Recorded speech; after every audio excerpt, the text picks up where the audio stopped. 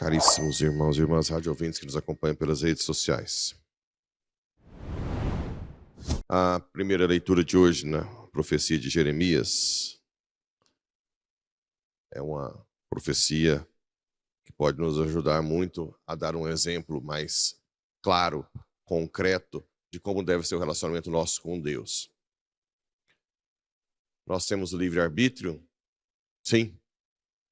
Santo Agostinho gosta de separar a definição de livre-arbítrio e liberdade. Livre-arbítrio é a capacidade de escolha que nós temos, né?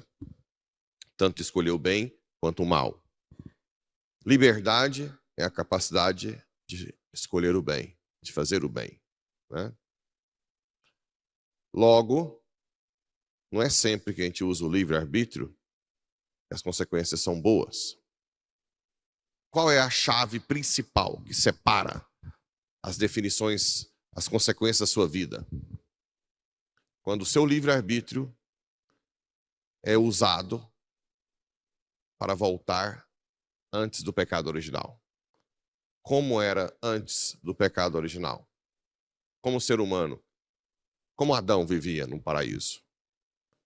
Deus caminhava com Adão no jardim. O que quer dizer isso? Quando Deus criou o mundo e deu a função do homem de cuidar dos animais e plantas, não era uma função separada, destacada do Criador. O homem deveria, a todo momento, estar em contato com seu Criador. Resumindo, qual é a forma que o ser humano deve viver neste mundo? Voltar às origens, retornar à dependência total de Deus, sair da autossuficiência. Então você chega diante de Deus na missa, no sacrário, na adoração, e aí essa figura talvez seja uma das mais bonitas. Você tem que...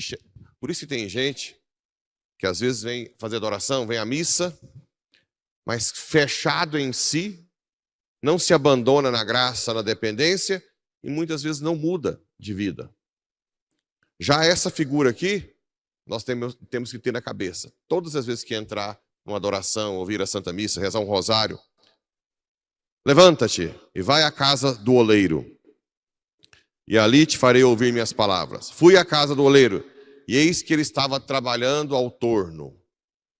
Quando o vaso que moldava com barro se avariava, estragava em suas mãos, ei-lo de novo a fazer com esse material um outro vaso, conforme melhor lhe parecesse aos olhos. O que seria esse estrago no vaso que ele faz uma nova pessoa? Como que nós nos submetemos às mãos do oleiro? O sacramento, a confissão. A confissão, ela vai fazer nova a pessoa, uma nova.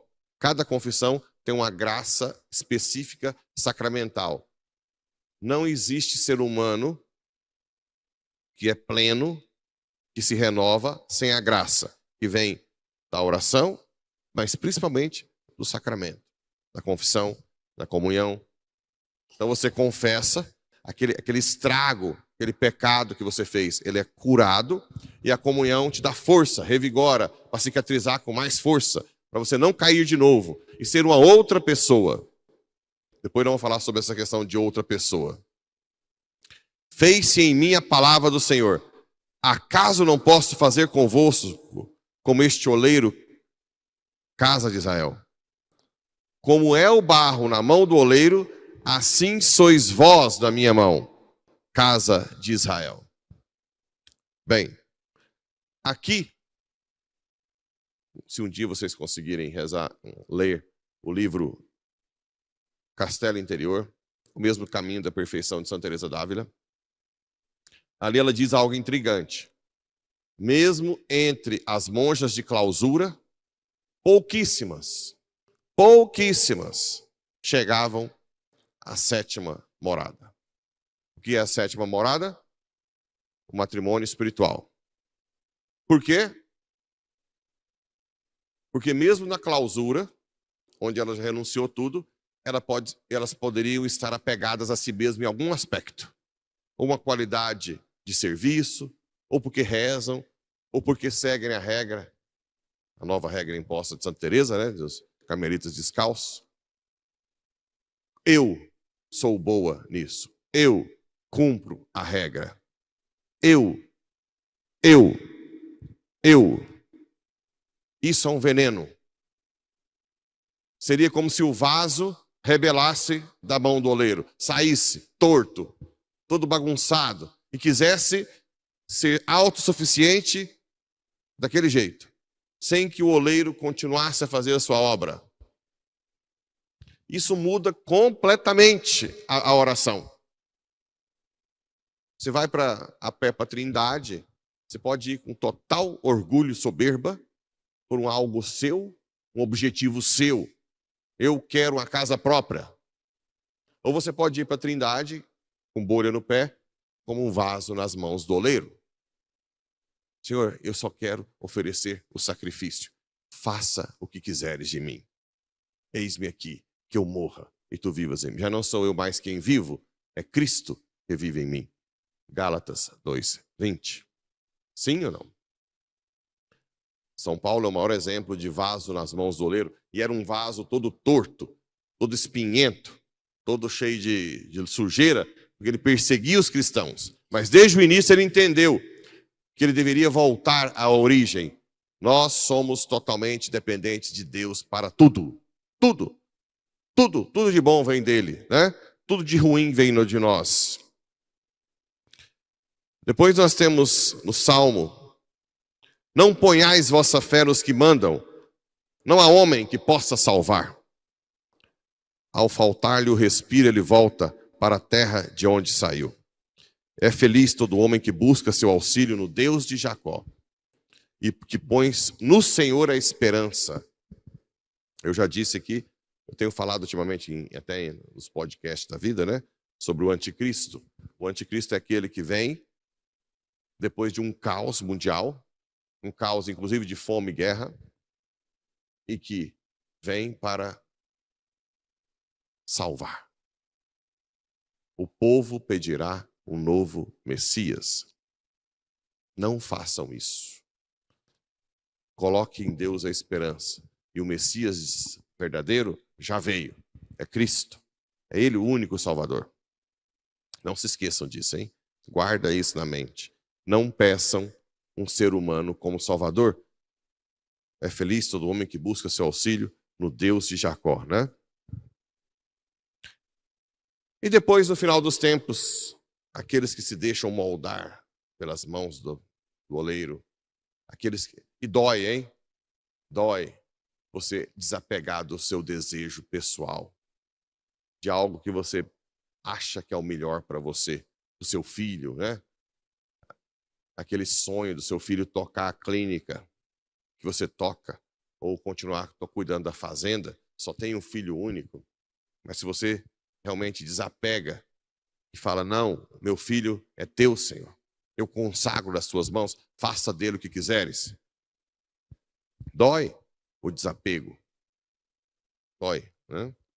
Mas quanto mais você deixa se moldar, mais você se configura a Jesus.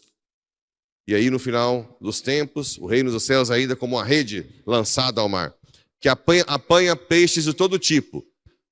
Peixe que são vasos na mão do oleiro, e peixes todo torto, boca torta, rabo torto, e sempre quis tocar a vida sozinho. Eu sei o que é melhor para mim, né? E atenção, eu não estou falando de gente que não reza, que não vem na igreja. Muitos vêm à igreja, participam de pastorais, mas não deixam ser moldados pelo Espírito. Não deixam. Tem sempre uma reserva. Sempre. Eu acho que tem que ser assim. Eu não concordo com a igreja. E assim vai, né? Eu. Quando está cheia, os pescadores puxam a rede para a praia. Senta-se e recolhe os peixes bons em cestos e jogam fora aqueles que não deixaram ser moldados pelo oleiro, né? Os vasos belos, que só tem vaso belo que o oleiro faz. né? O resto são todos dismórficos. Não serve para nada. Um vaso torto, que não dá para usar para nada, tem que ser jogado fora. Ninguém consegue a si mesmo fazer um belo vaso, né? Assim acontecerá no final dos tempos. Os anjos virão separar os homens maus dos justos e lançarão os maus na fornalha do fogo. Olha aí de novo, Jesus falando da fornalha de fogo, de inferno. E tem gente que critica padre que fala de inferno. Tem inferno, sim. Né? Tem inferno.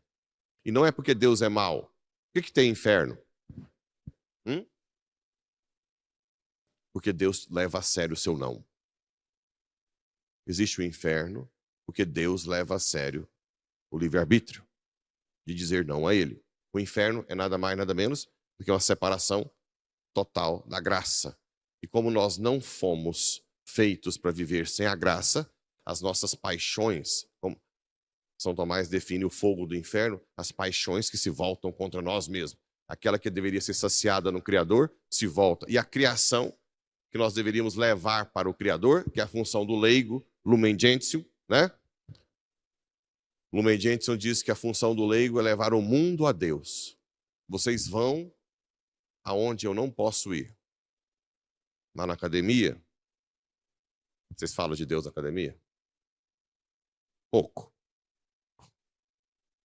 Às vezes o cliente, mas tem que pelo menos falar de Deus com a vida. Eu não consigo estar na academia. O leigo, a ideia é o leigo é aquele que não sabe nada. Não. O leigo deve estudar doutrina para levar o mundo a Deus. Quando alguém estiver fazendo academia e falar mal da igreja, não, isso é isso, isso e isso. Né? Uma coisa também que é muito rara, falar mal do padre. Né? Aí você fala, não, o que ele fala é o que a igreja diz. Né? Está em tal lugar, está no catecismo. Então você conhece doutrina. Então essa é a função do leigo. Ir aonde o ministro ordenado não consegue ir e levar para o mundo.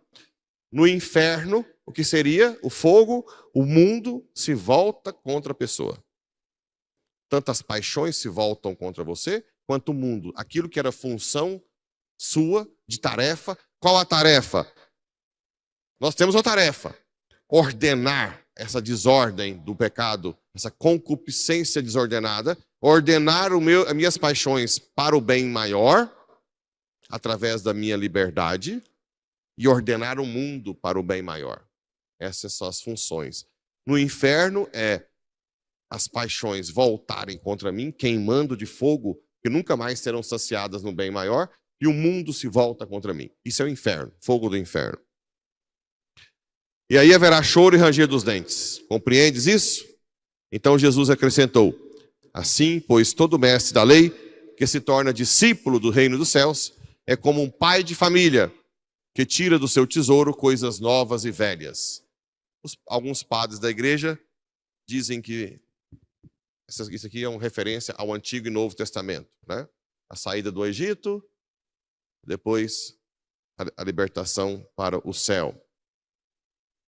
Mar Vermelho, aberto, o batismo, e assim por diante. O maná, a Eucaristia. Só que também pode ser interpretado como o homem velho e o homem novo. Nós sempre carregamos algo do homem velho e do homem novo. Prestem atenção. Deus não te muda para você ser bom. A bondade do ser humano, ela só existe na simbiose, na comunhão, na koinonia, na comunhão entre nós e Deus. Nós não fomos criados para ficar sem Deus. Então, só podemos ser bons em comunhão com Deus.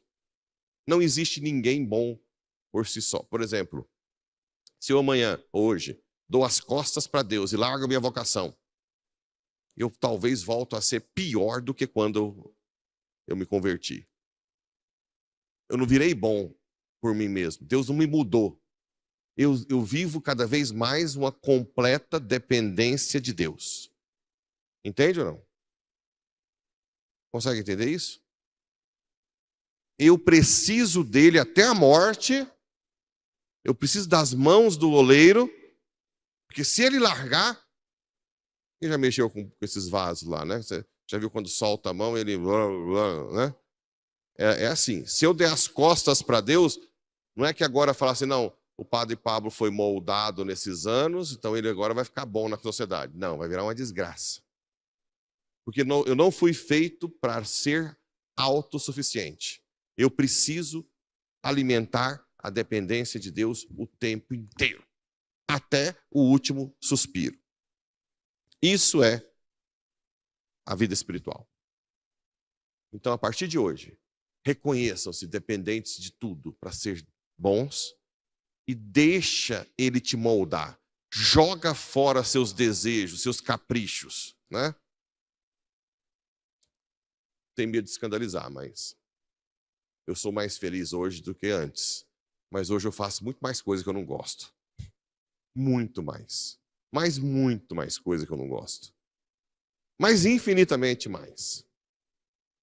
Eu sou masoquista? Não. Eu sou um vaso e deixo moldar nas mãos do oleiro. E ele que me criou me dá uma graça de plenitude que eu não tinha antes, fazendo renúncia a cada dia por ele. O amor exige renúncia.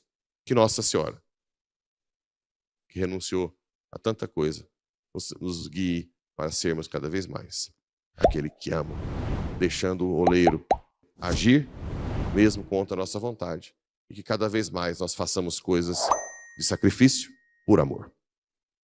Essa é a vida espiritual. Assim seja.